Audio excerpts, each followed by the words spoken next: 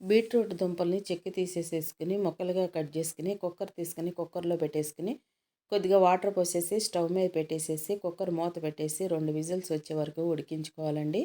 ఉడికించుకుని beetroot ముక్కలన్నిటిని కూడా మిక్సీలో వేసేసుకుని మెత్తగా గ్రైండ్ చేసేసుకోవాలండి. గ్రైండ్ చేసుకుని బీట్రూట్ మిశ్రమాన్ని వడకొట్టుకుని పక్కన పెట్టుకోవాలండి. సోప్ బేస్ తీసుకుని ముక్కలుగా కట్ చేసి ఒక బౌల్లో వేసేసుకుని స్టవ్ మీద ఒక బౌల్ పెట్టి కొద్దిగా వాటర్ పోసుకుని ఆ వాటర్లో ఈ సోప్ బేస్ పెట్టుకుని కరిగించుకోవాలండి. కరిగిపోయిన తర్వాత బీట్రూట్ మిశ్రమాన్ని కూడా దీనిలో వేసేసుకుని ఒకసారి కలిపేసేసుకుని పక్కన పెట్టేసుకోవాలండి. ఈ విటమిన్ ట్యాబ్లెట్స్ కూడా వేసుకోవాలండి. వేసుకుని ఒకసారి కలుపుకుని పక్కన పెట్టుకుందాం అండి. సోప్ మౌల్స్ తీసుకుని కొబ్బరి నూనె అప్లై చేసుకుందాం అండి. తయారు చేసుకుని ఈ మిశ్రమాన్ని గరిటతో ఇలా పోసేసుకోవటమేనండి.